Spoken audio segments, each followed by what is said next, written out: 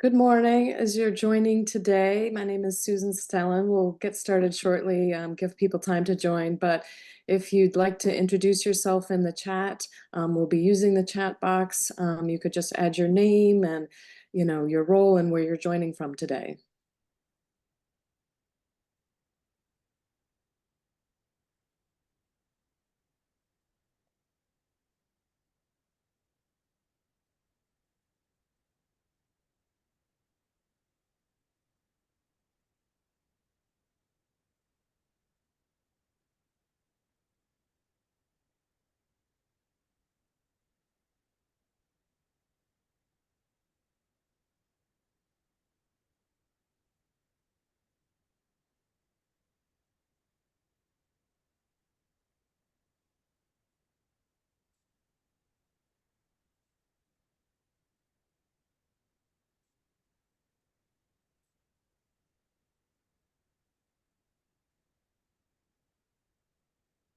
As more people join, I'll just repeat that. We'll get started shortly, but if you want to open the chat box, we'll be using that today, and just add your name and your role and where you're joining us from today. That would be great.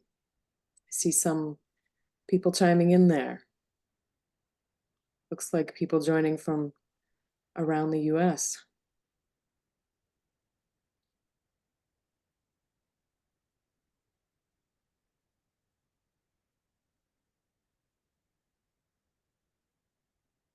We'll give people maybe one more minute to join, and then we'll go ahead and get started. So thank you all for being here. And as Susan said, please feel free to introduce yourself in the chat so we can get a sense of who's with us today.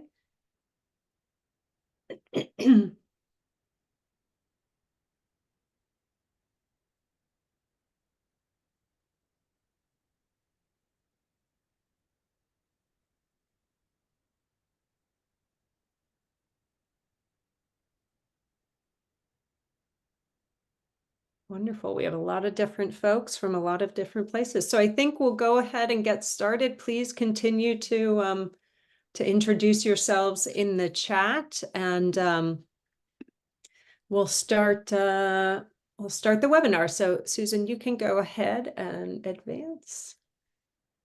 Thanks again. Just an invitation. We're very happy to have you all here with us.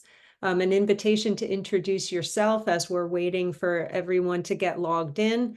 My name is Anne Murphy, and I'm an associate professor in the Department of Psychiatric Rehabilitation and Counseling Professions at Rutgers University. And I'm going to be hosting the webinar today. I'm also the director of the Northeast and Caribbean mental health technology. What am I the director of? Mental health Technology Transfer Center. Oh my goodness. It's not even that early. We're happy to have you all here. Go ahead, Susan, you can keep going. The Northeast and Caribbean Mental Health Technology Transfer Center is a SAMHSA-funded training and technical assistance center that's been funded for the last 6 years now, actually, to provide consultative services, training, and other supports and resources to try to enhance the capacity of the behavioral health workforce. We've also, over those years, received supplemental funding to support school mental health initiatives within K through 12 education. We are going to be recording the session today. We'll also be using the chat feature extensively, as you guys already are, so thank you again. Throughout the session, both Susan and I will be keeping an eye on the chat, so feel free to add comments, ask questions. If you want to make sure that everyone else can see your comments, please just indicate that in your chat box. There's an option to select making your chat visible to everyone or to just the host and panelists, which would be Susan and myself. So you have control over who can see your chat post, and just make sure you use it so that the right folks are seeing it. You will also have the ability during today's session to raise your hand if you want to be unmuted to make a comment or ask a question. Susan will be prompting you to do that throughout the session. So if you'd like to be unmuted, raise your hand, and then I will unmute you so you can comment. Next slide. So this is, as I mentioned, a SAMHSA-funded project. At this time, Miriam Delphin-Rittman is the Assistant Secretary for the Mental Health and Substance Use at SAMHSA. The opinions expressed here in this session are the views of the speaker and don't reflect the official position of the Department of Health and Human Services or SAMHSA, and no official support or endorsement of DHHS, SAMHSA, should be inferred from this presentation. Throughout the MHTTC network, we strive to use language that's affirming, respectful, and recovery-oriented. We know that there is not universal agreement around different terms and language usage, but we do use terms that we believe and hope to be respectful and supportive of the communities that we all work with. And now it's my pleasure to introduce our speaker today. Susan Stellan is a public health researcher, educator, and communications consultant with a background in journalism and collaborative storytelling. After completing a master's in public health in 2019, she's worked on projects to reduce overdose deaths, reform punitive criminal justice practices, expand access to harm reduction and treatment for substance use disorders, and counter stigma that can be a barrier to seeking help. She facilitates training workshops on a wide range of topics, aiming to present research in a way that's accessible to people in a variety of roles impacted by substance use and addiction. And she's going to tell you a little bit more about herself here, but we are really thrilled to have you, Susan. So thank you for being with us, and we look forward to your presentation. Great. Thank you, Anne. I appreciate the introduction, and thanks to all of you who are here today. Just a reminder too, if you haven't already, please feel free to introduce yourself in the chat and just let us know, your name, your role, and where you're joining from today, just so we can get a sense of who's here. Just to add a little bit to what Anne spoke about, I spent much of my career in journalism and teaching media ethics, so you'll see that focus on sort of how media and sources of communication shape our views throughout some of this workshop today. In 2017, I went back to school to study public health, and since 2019 have been working on topics and projects that Anne mentioned, and like to say that I try to have a pretty holistic view to, substance use, addiction, treatment, harm reduction, and recovery, and, try to present a wide range of perspectives. You'll see here, I often collaborate with my husband, Graham McIndoe, who's a photographer who's been open about his history of addiction, incarceration, and recovery.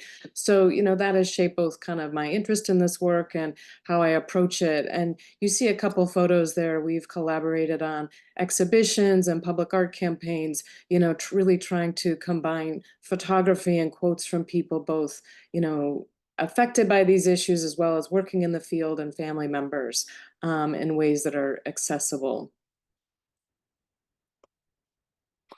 So, this will be a 4-part series, taking place every couple of weeks, and we'll talk about upcoming topics at the end. But just broadly today, the learning objectives are to examine sources of information that shape popular views about substance use, addiction, treatment, and recovery. Sometimes we don't kind of take that step back to do that. So we're going to start off doing that today. And then discuss how news, entertainment, and social media coverage of these topics can fuel stigma and misunderstanding. We'll also review drug use surveys and discuss different reasons why people use drugs, and distinguish between different types of substance use and the criteria used to determine if someone has a substance use disorder. So that's just a broad overview of some of the topics we'll be covering. So starting out just with that question, inviting people, please use the chat. And if you're able to, or in a place where you're comfortable speaking, great to, let us know and you will unmute you, or you can unmute yourself and speak. But thinking really broadly, what are some of the ways you learned about alcohol and drug use, addiction, treatment, and recovery? So think about all the sources of information that shaped your views, people, experiences, culture. And we'll be monitoring the chat here. Okay, someone writes, living it. Dare in grade school. So, some of these public education campaigns. So media, that's pretty broad. I'm going to kind of prompt people to think a little more specifically. What are some of the categories of types of media? Great. Personal experience, friends and family. Few people are mentioning family members. Work, so places that you've worked, possibly training. Okay, getting a little more specific here, people mentioning music, movies, TV. Any specific, if you're thinking about those kind of popular culture, films or, books or TV shows or music that kind of come to mind? Not necessarily just for your own, but just kind of broadly, what are these sources? Scarface, great older film. Flight, another film starring Denzel Washington. Yeah, Family and Church, When a Man Loves a Woman. Blanking on the stars of that. TV show called Euphoria. Yeah, so often that's popular sometimes with kind of younger people that I've worked with in workshops, or even students. Leaving Las Vegas. Yeah, how things have changed over time. We're going to be talking about treatment a bit more in a later session. Yeah, pharmaceutical companies. So we'll be talking about that as sort of an influence. Shameless, another series. Great. So some of these have been mentioned. I just kind of put this together to kind of prompt people to think about the fact that, for many people, particularly who don't necessarily work in this field, but even for some people working in it, a lot of what we think and feel and believe and understand comes from these other sources, So flight was mentioned. I'm glad someone mentioned music, because that is really, sometimes an overlooked source of information. I'll talk about some of the research around that. The top one here is a headline from a news magazine, so a lot comes from, whatever publications we're reading, and a couple of these are books, some that have been turned into, series on Netflix or other streaming services. Some memoirs are sometimes turned into movies. So all kind of great sources that provide information and, often insight into experiences many people either can relate to or haven't had, but also can be, sources that show, particular pathways that might not be representative, and certainly not necessarily kind of all the different types of experiences people have, depending on, who's highlighted in media and entertainment media. And in a recent workshop, someone pointed out advertising and marketing, and I hadn't really included that before. So, really important source. We live in a country where, pharmaceuticals can do direct to consumer advertising. And now, if you just think, I recently traveled, and even just going through airports and the amount of, duty-free alcohol and things like that, just the images and ads we're all surrounded by and exposed to here. Billboards in some places, driving. So the next question, and again, anybody who feels comfortable speaking, really encourage that as well. But now thinking about these sources, what are some of the messages news, entertainment, and social media communicate about substance use, addiction, treatment, and recovery? So what are these themes? What do people maybe take away from that, even if it's not something that you personally believe? What are kind of some of these dominant messages? And again, someone's pointed out these things have changed and can change over time.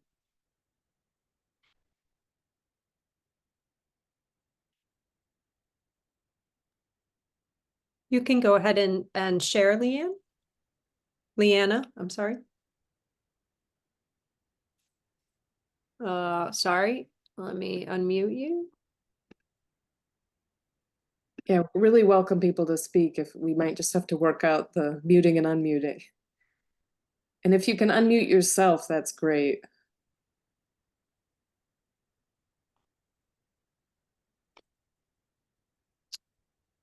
So Leanna, you should be able to unmute yourself. There you go. Yep.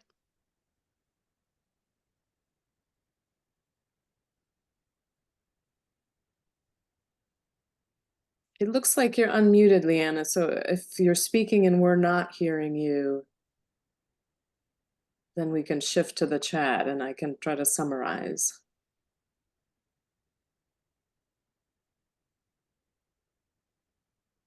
Should we come back to Leanna? It looks like. Yeah, let's come back to Leanna. Alicia, why don't you try unmuting? Let's see if that.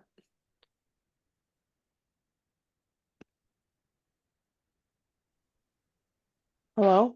Yes, great. We can hear you. So something that I see is the humor that people find with those that are suffering in active addiction. Can you expand on that a little bit? So,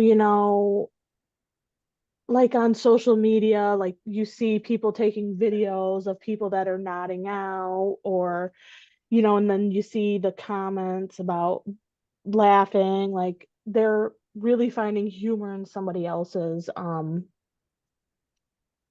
Distress. yes, distress, yes. Yeah, and pain. So that's why I was kind of trying to unpack that word humor. So thinking about, sometimes it is to get a social media reaction like a laugh or a like, but also, can be about shaming that person or judging, but making light of it, or sometimes hard to know the motivation, but definitely, that comes up. It looks like Anastasia has a hand up. Do you want to unmute and add to that? Okay, so I'm sorry, I got my mouth full of breakfast. I didn't think I'd be able to be called on or be seen or be able to unmute, but so under entertainment, I like to watch soap operas. And I notice in my soap opera, every time anybody has an intense feeling, they have a drink. Anytime they're doing business, they pour hard alcohol into a glass and share that together. So that's all I wanted to say. Thank you. Yeah, that's great. And thinking about, shows that cover that like relationship with alcohol as well. So anybody who watched Mad Men, about the advertising industry, that tendency to, glorify or normalize not just drinking, but sometimes excessive drinking, is the kind of dominant theme in some media sources. Thanks for sharing that. Looks like Nirmala has a hand up. Yes. Hi. Hi, I'm from Oregon. I agree with the earlier comment, but some of the movies I've seen, like Flight, for example, uh, you know, it's like hopeful that you can recover. There was that young girl, and then there's Denzel. And then in Oregon, we had a very effective campaign, maybe a decade ago, on meth use, and it was like your brain on meth, and they would show like a fried egg. Mm-hmm. So that's another image in my head, and I'm sure in many other, other people's, it influenced them. So those were like two big things I wanted to mention. Great, thank you.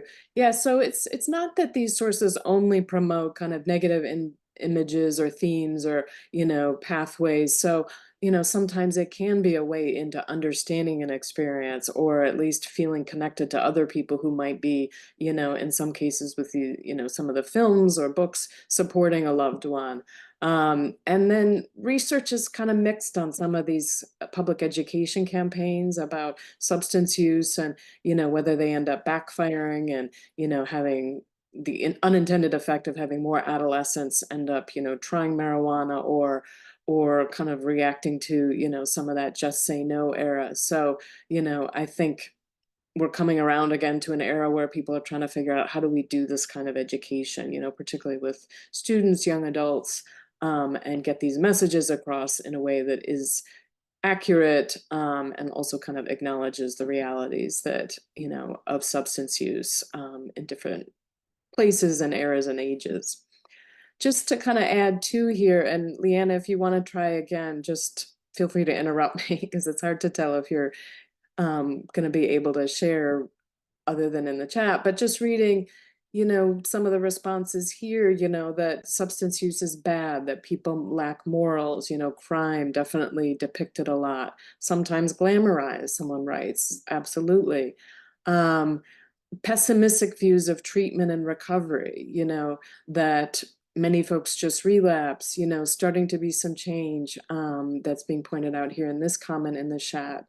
Definitely tendency to shame. I'm going to talk about what some of the research shows, particularly about news media, certainly reinforcing stigma. Again, we are seeing some changes with that in the last decade. But, definitely some of the themes that you've mentioned come up. So, as part of my work in graduate school, this was something that I focused on is what does research that's been conducted show? So this summarizes some of that, particularly media stereotypes about people who use drugs, looking more at traditional news media, so not capturing social media necessarily, but finding that the news media presents more negative portrayals than in entertainment media. More negative portrayals of both the people and then just substance use in general. Probably won't surprise many people that there are differences based on the substance used. So, someone drinking may be less stigmatized than someone using crack or heroin, and certainly differences based on race, ethnicity, and class of the individual. So again, this is focusing a bit on news. Television and photos, so the video and the photography are more likely to reinforce negative or inaccurate stereotypes, both about people who use and sell drugs. So the text of an article may be more neutral, but particularly in earlier eras, the go-to news footage you might see on local news or the images that, were used in print media tended to be more negative or inaccurate than actually the text. And by perpetuating stigma, news coverage can contribute to the social isolation of drug users, distancing by family members, more societal acceptance of punitive policies, and reduced likelihood to seek treatment. So, these are all just kind of some of the conclusions or themes that I've found through this research. Just wanted to kind of ask if I think there was another person who might wanted to add a comment. Is it Lauren?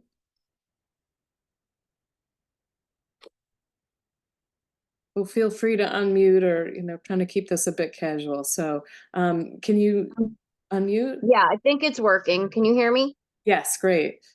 Okay. So like when you initially asked that question, my go-to was like bad crime, this, and I'm 48 years old. And initially when my whole drug and everything started, I was 19. So a lot has changed. So today in South Georgia, we have a very strong peer force. Mm-hmm. And it's just awesome. My organization supports me. I got afforded a role due to my experience with, of course, I'm in recovery, right? Mm-hmm. A lot of times we hear relapse is a part of like recovery, and it's not. That's a part of addiction. Like recovery is real. It happens. We change our lives. And I'm valued due to my lived experience. So it Great. is slowly changing. That's how I got my role, as a forensic peer. I'm helping people navigate the judicial system, probation, and transition back into, the community. Great. Well, So, congratulations and thanks for sharing that. Yeah, definitely. I feel since, my husband, so started really dealing with this issue back in kind of the 2005, 6, 7 era. And, when we even first started being open about his trajectory, how it impacted me, very different than us talking about it now. And I think, that sort of different ways of presenting relapse and kind of the normalization of that, and thinking about how that can also, despite the fact that it is a reality as people attempt, and we'll be talking about that more, but thinking about that can create pessimism for people, about the prospect of recovery. And we'll focus more on recovery in a future session, but thanks for everything everybody has shared here. This person might be familiar to some of you, so even just kind of thinking about what Lauren just spoke about, William White is a researcher, person in recovery himself, worked in clinical settings for many years. And, in some of my earlier work kind of encountered, this essay that he had written about, the media and addiction recovery, and just basically, we've talked about some of the, harms of the way news covers substance use. And he kind of shifted this to, some of the harms of the fact that popular media coverage of addiction recovery is rare, often poorly selected, and told through a lens that does little to welcome the estranged person back into the heart of community life. So, I'm going to kind of advance to the next slide, but you'll receive all these slides, and, the links go to the source material. But, this really struck me as we were kind of trying to be open about my husband's recovery, and the responses we got, even when we were being interviewed by people working in news media, and just kind of the pessimism, or, waiting for things to go bad, basically. And what's the source of that? And, some of the points that William White makes are that, distorted media coverage of active addiction can fuel social stigma and contribute to the discrimination that many people in recovery face as they enter the recovery process. Media outlets often portray addiction recovery as an exception to the rule. And media coverage, particularly of drug-related, what he describes as celebrity mayhem and deaths, can contribute to the professional and public pessimism about the prospects of successful long-term addiction recovery. And another interesting point, I think this is shifting a bit, but sometimes, news media can focus on someone in early recovery rather than long-term recovery, and how, that shapes narratives in kind of different ways. And also a tendency to tell recovery as a personal story rather than a larger story of the role of family and community in the recovery process. And certainly, tendency to depict a single pathway of recovery, specialized, often residential treatment, followed by, lifelong affiliation with a 12-step recovery program. So, he's not criticizing those programs, but just that we're not seeing kind of diverse pathways as much in the media, though this gradually is shifting. So kind of thinking about that, personal experience, some of you have mentioned things in the chat, and this doesn't have to be your own experience, but just in general, what are some of the ways personal experience with alcohol and drugs, addiction, treatment, and recovery can shape our attitudes and beliefs? There's no right or wrong responses here. And again, it doesn't have to be your own personal experience, but thinking about someone who has personal experience with this, how might it shape someone's attitudes? Yeah, so it can make you compassionate or burned out or both. I see, Nirmala, you've got a hand up, and feel free. It looks like you're unmuted. Yes, sometimes, people look at it as a moral failure. So it's like a personal failing. So that's often quite pervasive in our culture. That you brought it on, and and that you're essentially a bad person. So right, yeah, and I think that those attitudes persist, you know, even as there's more education about, you know, and we're going to talk about, you know, the criteria shortly, you know, to meet, to be considered having a substance use disorder or addiction. But just that this, you know, idea that it's, you know, someone is a bad person or it's a sign of moral failure or something else, to be struggling specifically with addiction, and sometimes even just to be using substances.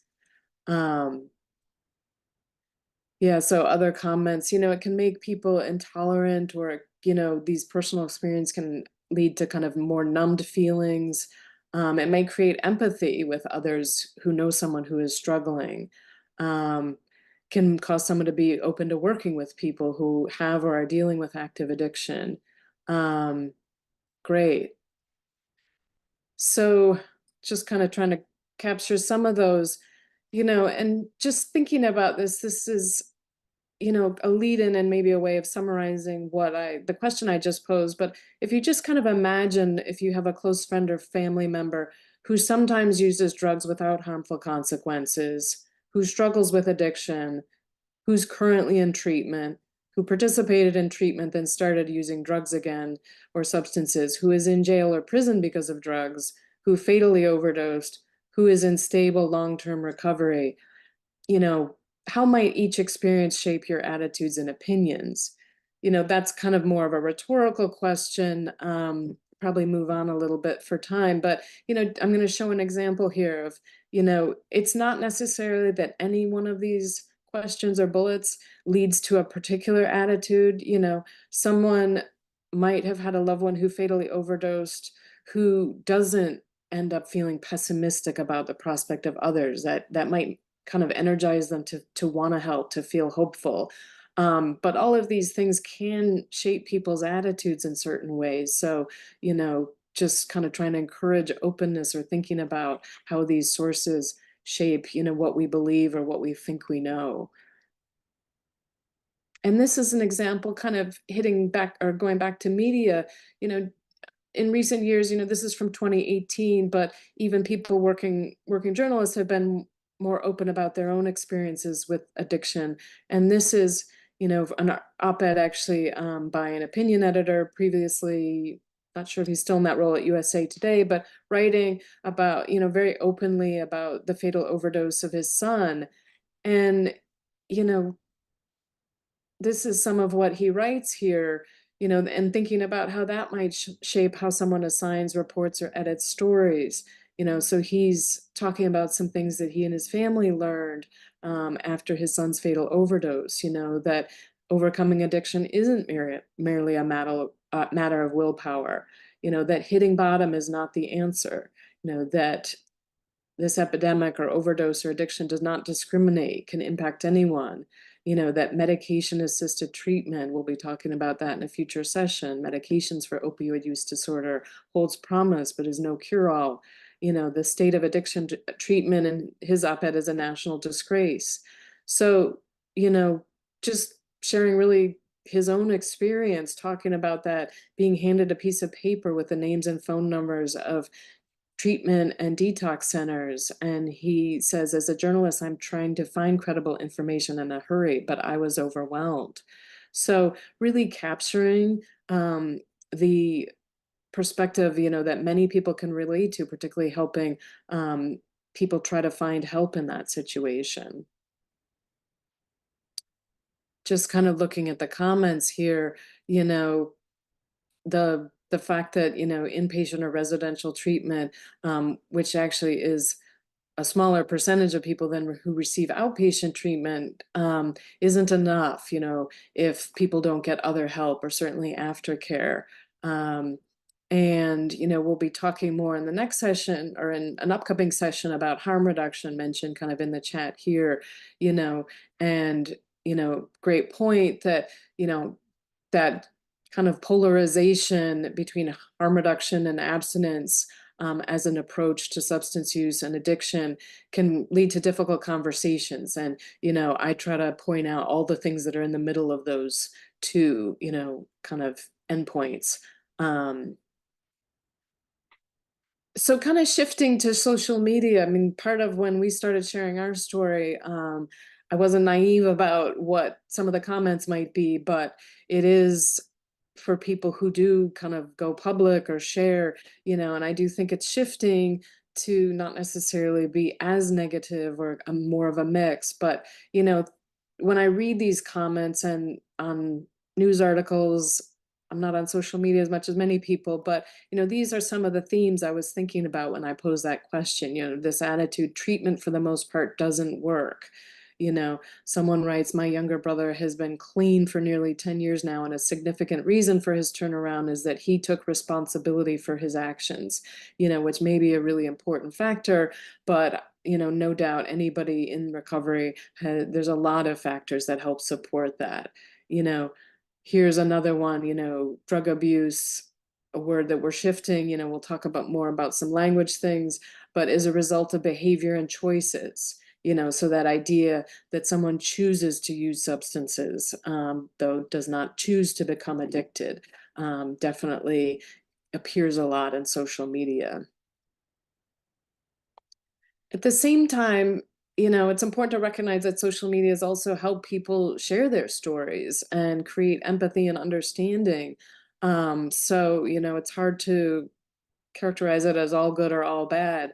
But this is a obituary from a Vermont publication, and this was a family who, just wrote openly about their family member Madeline, who had died, and was open that she had suffered from drug addiction. And yet, how great that they chose this photo to kind of put out there, and reframe that loss. And that was an obituary that kind of made the rounds on and social media and got some news coverage. But, so that can be a source of, people and family members connecting with each other, as well as a source of kind of some of these types of comments. And just to kind of summarize here, this isn't everything that's been mentioned, but, some of the common beliefs versus current views that address those beliefs are things like, you have to hit rock bottom, and what's kind of been accepted more and learned is that waiting to offer help allows problems to become more severe, making treatment and recovery more challenging. Also, in the next session, we'll be talking more about the current drug supply and just sort of the risk of that kind of waiting, and potentially fatal overdoses. Helping someone is just enabling them. Increasingly treatment programs and other services are recognizes the importance of supporting family members and friends and, maintaining those connections. So, not always cutting out communication with family if someone's in a residential program, or bringing family into that treatment process by, having Zooms or providing information and education. And just even, that recovery is rare. We'll be talking about this survey, but, SAMHSA's 2021 National Survey on Drug Use and Health found that 70% of adults who had had a substance use disorder identified as being in recovery, while 2/3 of adults with a mental health condition said they were in recovery. So, different statistics come up with different kind of numbers for this idea of how many people eventually recover. I'll talk about that in an upcoming session a little bit more, but just that, kind of pushing back on this perception people can have that it's rare with that. So, just moving on, want to present, this is from that same survey I mentioned, some statistics about, substance use, and then we'll be talking more about substance use disorders. But this is a survey that's conducted every year. These are the 2022 results, so still impacted a little bit by the pandemic in terms of both data collection and then, what substances people were using, in those years. But looking at that age group 12 or older, finding that about 1 in 4 adults, well, not just adults, but people aged 12 or older had used what's described as an illicit drug. Now you see marijuana is included in that. So could argue that with that legalization in some areas, but basically, you know, for those substances, that's the percentage of people who had used what would be considered kind of a drug in the past year. So not alcohol, leaving that aside for this particular graph. And you can see that, you know, marijuana use is the highest at 62, nearly 62 million people, hallucinogens and misuse of prescription pain levers, about 8.5 million each, cocaine about 5.3 million, tranquilizer or sedative misuse just under 5 million, prescription stimulant misuse about 4.3 million, methamphetamine about 2.7, inhalants 2.3, and heroin 1 million. It's a very long survey. I'm going to be showing different graphics and results from that survey, but other parts of it, there is a link kind of to more presentation or the full report and different ways the data has been presented. So important to note that the numbers are not mutually exclusive. So someone might appear in more than one category, and that this survey doesn't reach people who are incarcerated in some other institutional settings, people who don't have a stable address. So, you know, kind of taking those numbers with those caveats. Also wanted to point out that, you know, cannabis use increased from about 54 million to 62 million. So, you know, seeing that go up, and that the past year illicit drug use went up from about 22% in 2021 to close to 25% in 2022.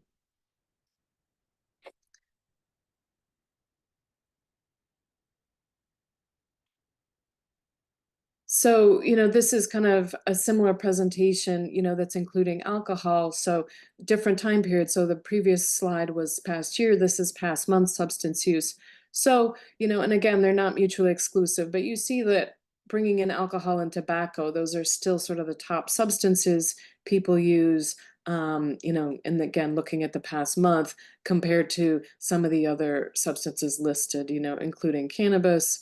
So past month use is about 42 million, and then moving down to kind of some of the other prescription pain reliever misuse, hallucinogens, cocaine, methamphetamine, you know, and the others, you know, much smaller numbers, but people could be in more than one of these categories.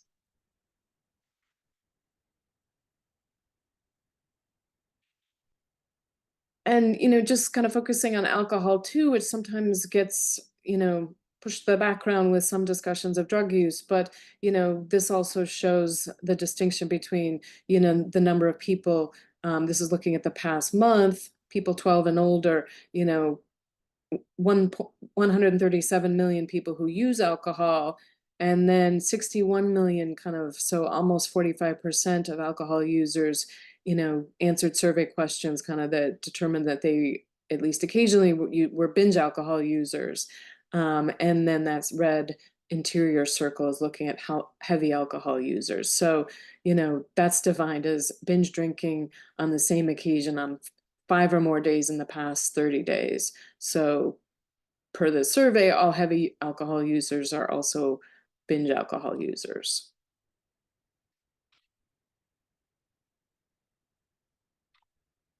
And just kind of looking at mental illness here, you know, again, from the SAVE survey, you see that about 23%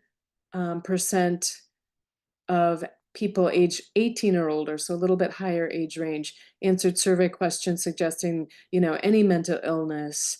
And then the 2 or the 3 colored bars, you see that for different age groups, you know, that varies. So kind of higher for the 18 to 25-year-old age range, and then dropping for the older groups. And then on the right, serious mental illness would be, I'm just looking, 6% of the population 18 or older. And then, you know, again, a little bit higher for the 18 to 25-year-olds. So might not be surprising to, you know, people in this group. Any questions? I can see the chat here, so if you prefer to answer that or ask that way. Susan, I don't know if you see that question about, and you may want to address it later, about can you be a caregiver without being an enabler? I know that's a big question there. Yeah, I mean, I think the answer is yes. I mean, it's everything is very situational, but really trying to move away from, that idea of codependency, which, is not actually a mental health diagnosis, but became really popular to talk about. So, and caregiver is pretty broad there. So, it is important to find boundaries for people. And I think a lot of the peer support groups and mutual aid groups are really helpful to people at identifying that. But, even if you think about caregivers, people working in the field too, kind of trying to move away from that word enabling. And, in one of the sessions, we're going to talk about, the importance of why we would offer support and services even to people who are still using substances, and, what some of the benefits are of maintaining those connections with people. So, for friends and family members and loved ones, sometimes it's important to draw harder boundaries, depending on the situation and the relationship, and a lot of family dynamics potentially, or relationship dynamics. But, you could think about caregiver in both those kind of more personal and professional contexts. So these graphics, I'm not going to read through everything on the slides here, but, wanted to share them. I've kind of been looking for different sources that, talk about drug types and effects. And, the second session in this series will be kind of looking a little bit more at the drug supply, but this, not leaving out alcohol and what some of the important considerations are, particularly, I think relevant for people working in counseling roles too, the overlap between alcohol, which is a depressant, and some medications people may be prescribed for mental health or other conditions. So, here too, defining binge drinking as multiple drinks in one setting. So that's 5 or more for men or 4 or more for women. Um, and that there can be an increased risk of alcohol poisoning when combined with marijuana or cannabis, due to decreased gag reflux. Alcohol can lead to serious harms, and withdrawal certainly can be fatal. So, with alcohol, that is why sometimes people are going through kind of more of a monitored detox for that. Yeah, and Anne's pointing out in the chat here, you will receive copies of the slides. So some of this is kind of including for later use or kind of review. Cannabis here, talking about how people might be presenting, both while they're using and some, things they may be experiencing during withdrawal from, stopping or reducing use. So, things like anxiety, depression, irritability, headaches, low appetite, not that everybody is going to experience that, but, these are just some things that might be effects of both use and then kind of stopping or reducing use. Now 24 states have legalized recreational marijuana and 38 allow medical use. So, certainly now there's starting to be more research around what some of the impacts are that's coming out. That's again an area where news and media coverage and social media coverage can be a bit of a wild west in interpreting those study results. But, certainly cannabis has, important uses for some people, particularly, decreasing nausea from chemotherapy. And with increasing use by the population, surveys have also found that perceptions of risk have decreased, including in different age groups. Opioids certainly a broad category that we've been talking about much more in the last decade. And, that would include heroin, opioid analgesics or painkillers, fentanyl, and, a newer kind of class of opioids, not necessarily new, but new appearing in the drug supply you may have heard about, called nitazines, sometimes pronounced nitazines. I'll be talking more about those, but those are actually, they've never been approved for medical use and are more powerful even than fentanyl. The key factor about opioids is there's a risk of fatal overdose in high doses when your tolerance is lowered or when mixed with other drugs, particularly other central nervous system depressants. So that includes alcohol. So any of those things that, you know, depress your central nervous system, when mixed, can increase the risk of an overdose. And that will be a topic too for the second session. You know, this focuses on, you know, specifically crack and cocaine as stimulants. You know, important to note, despite sort of the distinctions, particularly within the, you know, criminal legal system, but crack is chemically identical to powder cocaine. Symptom presentation may mirror psychosis. They have similar effects with the use of amphetamines, including methamphetamine. The acute symptoms of methamphetamine use can be more severe and withdraw longer with methamphetamine versus cocaine. And, you know, overdoses involving stimulants have been increasing. So, you know, these are, again, some possible presentations. While someone's using cocaine or crack, you know, some overlap with methamphetamine, and then during withdrawal.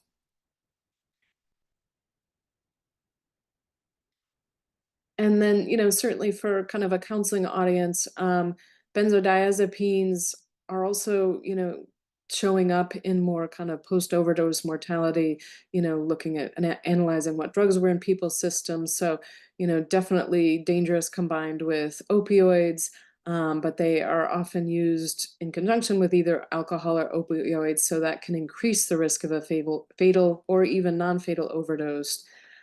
Importantly, benzos purchased on the street or online may include fentanyl, which can also increase the risk of a fatal overdose.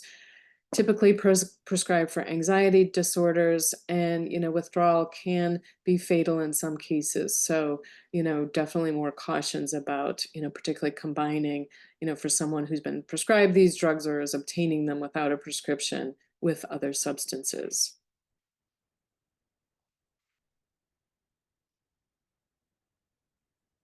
Any questions?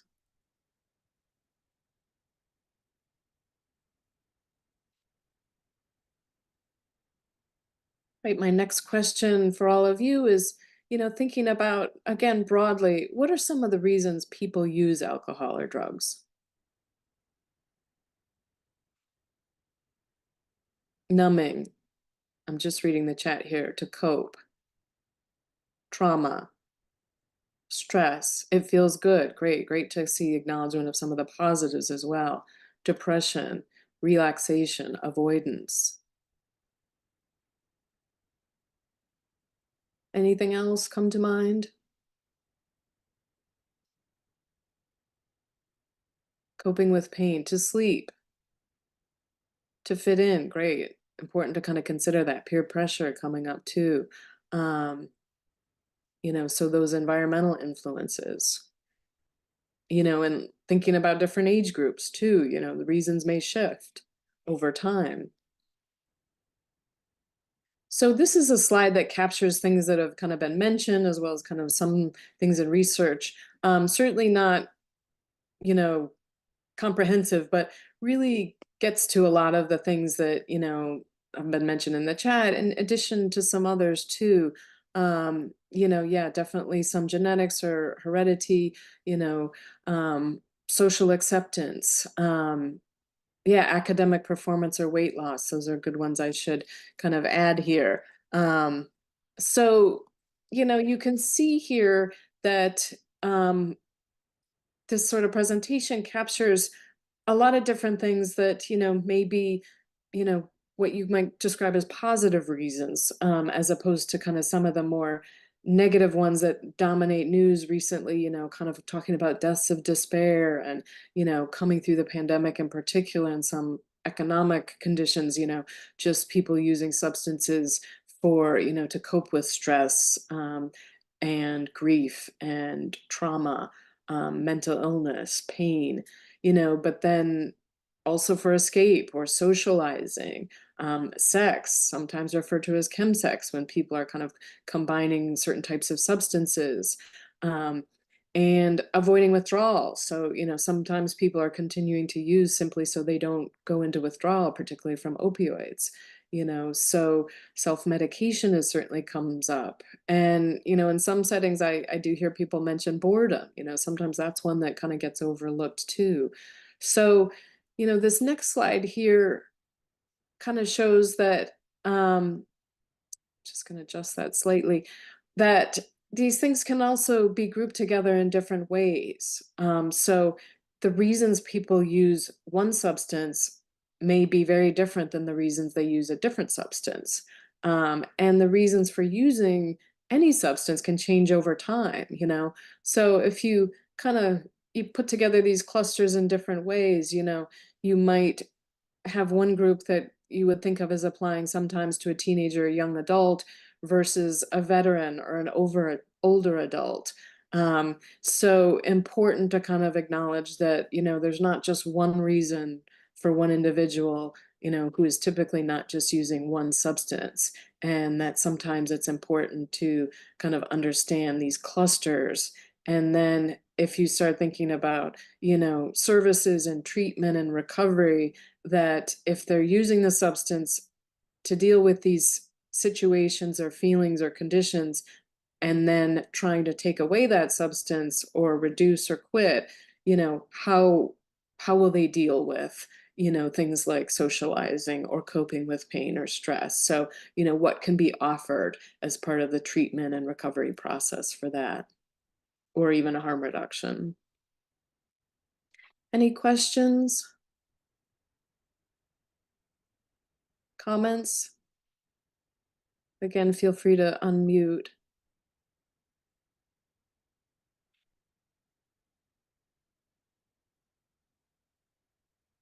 So the next couple graphics I'm going to show kind of depict these types of substance use. And, you know, this one describes it as a continuum, but important to note that just because someone is over here on the left at experimental or social or occasional use doesn't mean they're going to end up inevitably at dependence or addiction or even harmful use. So, you know, experimental use might be someone trying a substance out of curiosity and may or may not use it again. Social or occasional, person uses the substances in an amount or frequency that is not harmful. Medication used as required, with more people, you know, taking prescription medications, important one to include. So their person may be using opioids as prescribed under medical supervision, you know, or benzodiazepines or other prescription drugs. Harmful use, you know, the person experiences negative consequences of medication or substance use. You know, we'll talk about some of those consequences when we talk about criteria for a substance use disorder. And then on the right side here, dependence or addiction, or what would be considered a substance use disorder. So someone becomes psychologically or physically dependent, both either on a prescribed or non-prescribed substance, and continues to use despite experiencing serious problems. So, you know, someone could be on a different place for different substances. They can move back and forth. And, you know, this is another presentation that kind of captures that bidirectional relationship, you know, a little bit differently. So, you know, similar categories here between experimental, social use, moving into kind of regular problematic or harmful use, and then dependency, but is just a different way of kind of looking at types of substance use.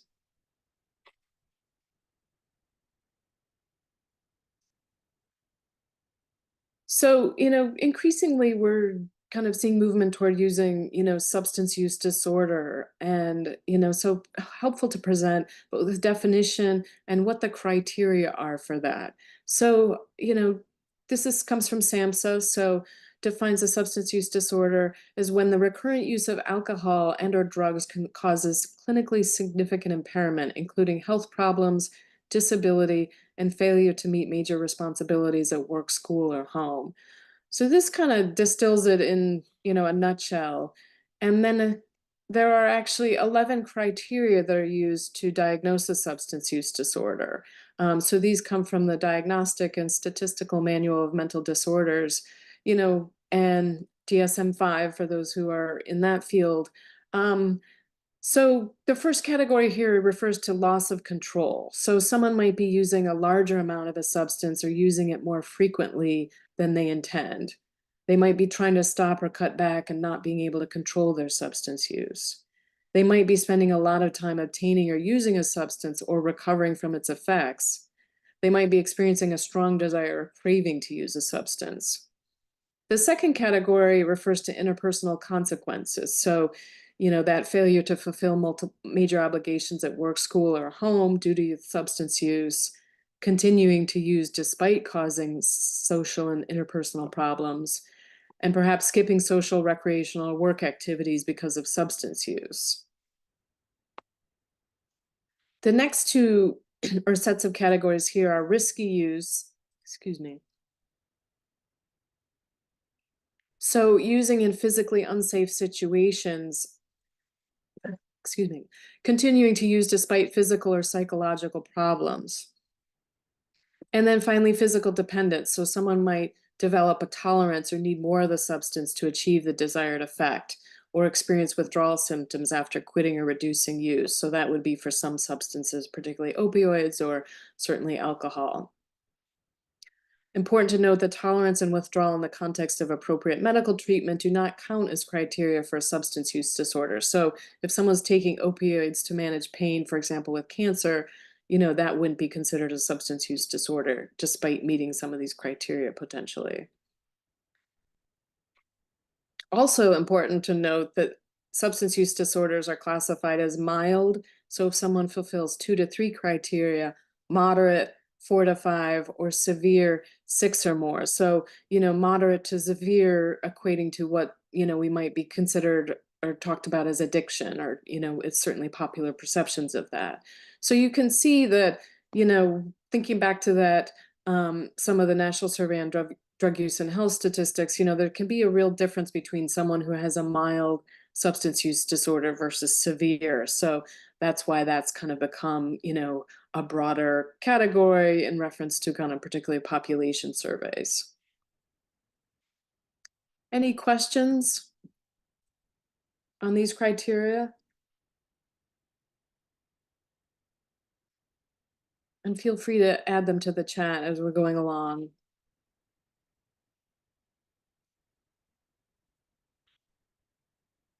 Just asked that one. So next one would be, what percentage of the US population age 12 or older would you estimate had a substance use disorder in 2022? So this would be according to surveys, not necessarily a clinical diagnosis of that individual. So the first one is 10%, the second is 15, and the 30 is 20% or more. Great, see some answers coming in here. A lot of people estimating kind of in different ranges here.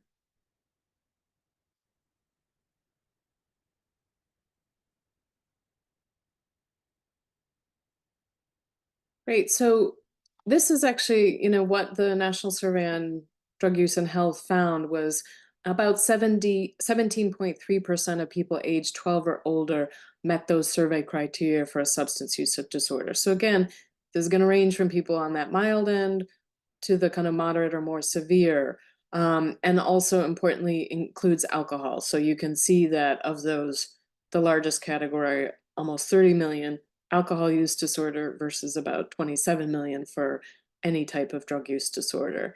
And then breaking it down, 19 million, give or take, with marijuana use disorder, about little 5.5 million with prescription pain reliever use disorder, and then lower, 1.5 to 2 million for stimulant use disorder, methamphetamine use disorder, cocaine use disorder, and then just under 1 million for heroin use disorder.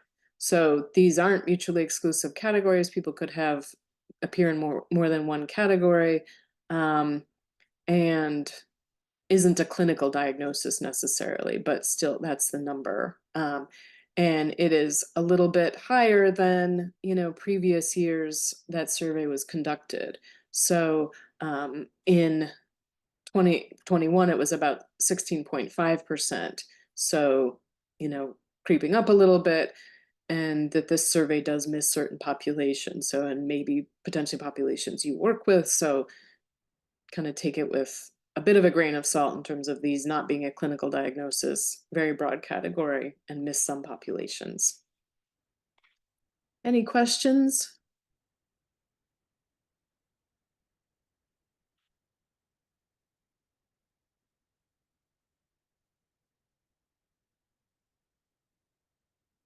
So this is just a different way of kind of presenting some of the data from that survey, you know, looking at that overlap. So the blue on the left side is people who have just alcohol use disorder.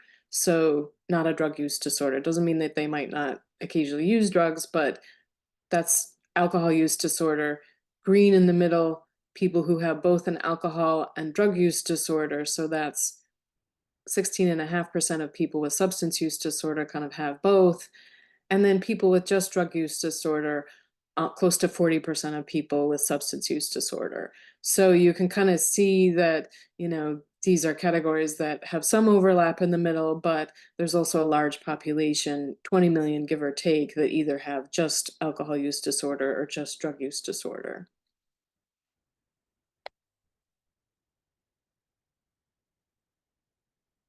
And this kind of looks, I'm going to show a couple different ways of presenting, you know, differences on the severity level. So, you know, the red refers to a severe substance use disorder, the lighter blue, a moderate substance use disorder, and then the darker bluish green, kind of a mild substance use disorder. So you can see for alcohol and marijuana, the majority of substance use disorders, again, according to the survey, are mild. That pattern shifts on the right, you know, seeing cocaine and then methamphetamine. So for both of those, almost 50% of people who have a substance use disorder or with those substances, you know, it would be considered severe. So, you know, some of that might not be surprising either, that, you know, moving into different types of drugs, there might be more likelihood that someone has a substance use disorder that's considered severe. So that would be meeting, you know, 6 or more criteria of the ones that we just went over. And then moderate is in the middle, so about 4 or 5. Any questions? Still got the chat open here, so feel free to post anything, or if you want to unmute, that's great.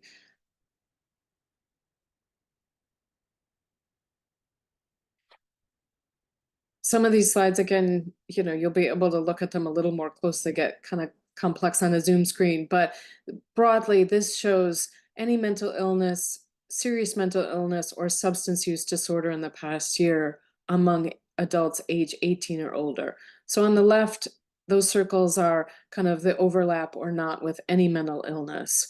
So, you know, the green in the middle would be 21.5 million people had some type of substance use disorder and any mental illness, whereas the blue would be the substance use disorder without any mental illness, and the yellow would be any mental illness but not a substance use disorder.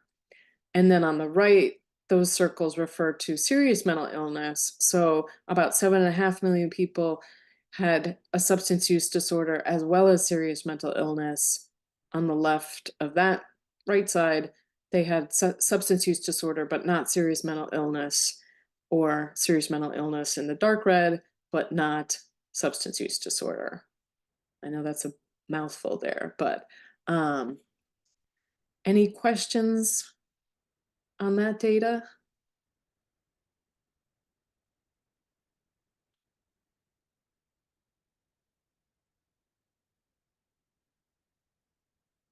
So this kind of combines some of those previous concepts here, looking at substance use disorder severity level in the past year among adults 18 or older by past year mental illness status.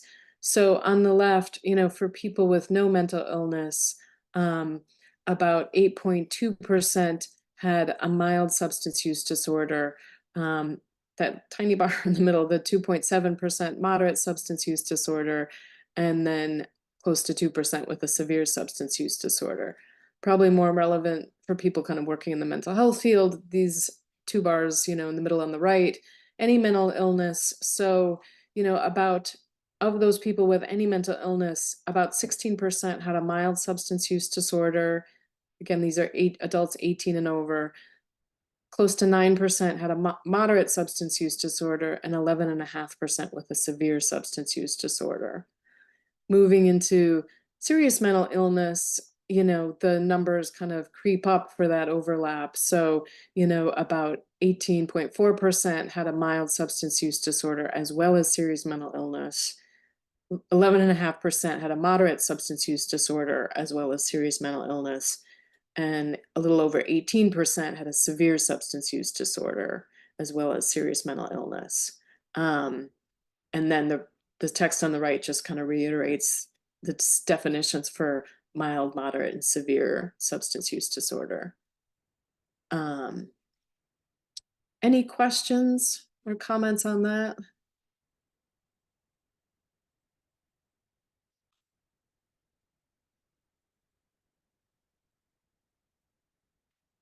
So many of you may have heard the phrase co-occurring disorders. So, you know, that broadly is a term used to refer to the coexistence of both a mental illness and a substance use disorder. People with mental illness are more likely to experience a substance use disorder than those not affected by mental illness. You know, according to the National Survey on Drug Use and Health in 2022, about 21.5 million adults in the US have a co-occurring disorder. So some of the most common mental disorders seen in substance use disorder treatment include, you know, anxiety and mood disorders, schizophrenia, bipolar disorder, major depressive disorder, sometimes conduct disorders, PTSD or post-traumatic stress disorder, or ADHD, attention deficit hyperactivity disorder. So also important to kind of note that, you know, it's kind of a bi-directional relationship. So, you know, certainly people may begin or use substances to deal with a mental illness, or they might develop any of these conditions as a result of or related to what's going on in their life while using substances, or if they have a substance use disorder, if that makes sense. So, you know, co-occurring disorders are not uncommon, and I think, you know, more can be done to kind of refine some of this data collection, but hopefully, you know, that gives a bit of a snapshot of what some of the overlaps are, particularly for people working in mental health roles. So that wraps up the slide presentations that I have. So, you know, wanted to open it up to any questions, and also point out that the next workshop in this series will be covering current substance use trends and evolving risks. So, you know, looking more at, you know, things I've mentioned, fentanyl, as well as other substances, some you may not have heard of, and overdose risks, as well as a bit of an overview of kind of risk factors for an overdose, responding to an overdose, how to use naloxone, where to get it. And that would be April 10th from 11 to 12:30. And I think Anne is going to put the registration link for that in the chat. But, you know, some of the things we'll be talking about are the increasing potency of both plant-based and synthetic drugs, really the shift toward more synthetic drugs. So those are things that are manufactured with chemicals and don't come from plants. And again, how to prevent, recognize, and respond to an overdose. And then the two future sessions will be addressing harm reduction principles, strategies, and limits, and understanding addiction and options for care. So I see Anne has posted the link to the April 10th training in the chat here. So, you know, that's available if you'd like to register for that, but still want to kind of take time to, you know, answer any questions. And also, you know, if there's specific topics you'd like to see covered in future trainings, please add those to the chat. You know, great to hear if there were things related to what I covered today or upcoming topics that, you know, would be helpful for the work you do. Feel free to add those.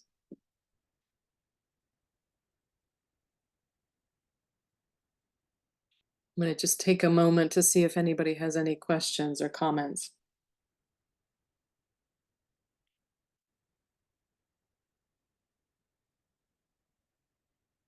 Feel free to still add those to the chat. I'm going to turn it over to back over to Anne here to kind of talk about some feedback, the survey link, and other resources available from the, I'm not even going to try to say it, MHTTC. Thanks so much. Thank you, Susan, for a wonderful presentation. Thanks for all the participation. Oh, Anastasia looks like she has something to add. So Yeah, before So, yeah, just a Yep. question. Yep. I'm trying to recertify with my peer support certification. And I'm interested to know if I will receive a certificate of completion with 1 credit. Yep. So what we do is send you a certificate of attendance with the time listed for this session. So for an 1.5-hour session, you'll receive that within the upcoming days. Give us a few days to get that out to you, and then if you have trouble accessing it or anything else, please don't hesitate to reach back out to us. All right. Okay, thank you. Thank you.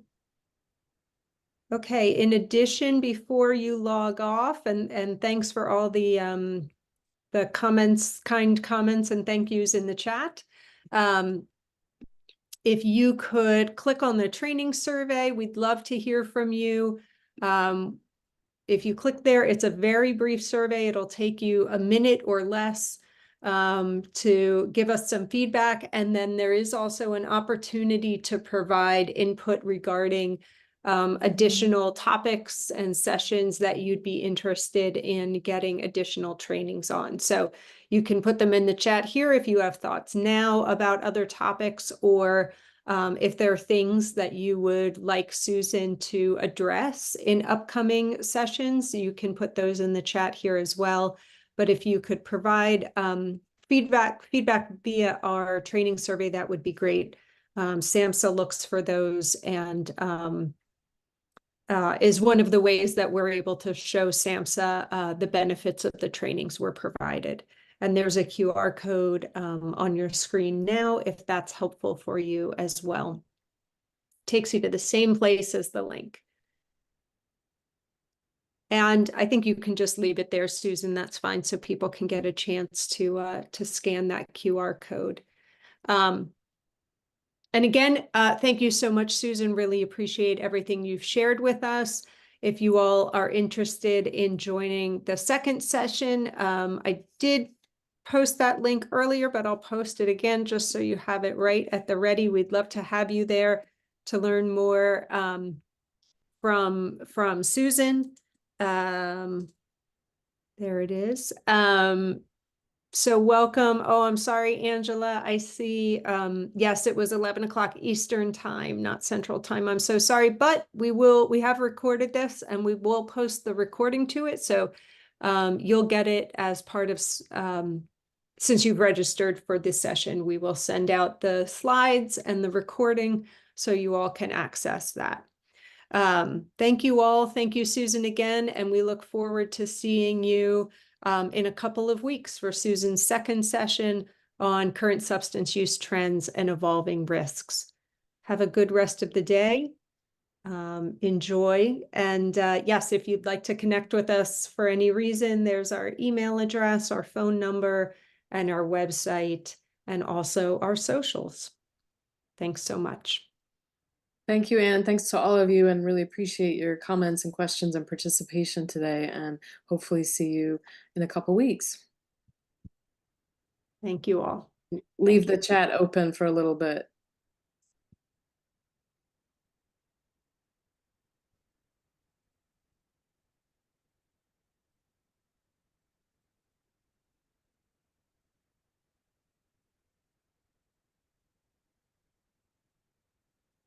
I'll show the last slide. There you go. In case anyone wants to sign up for the mailing list. That's right.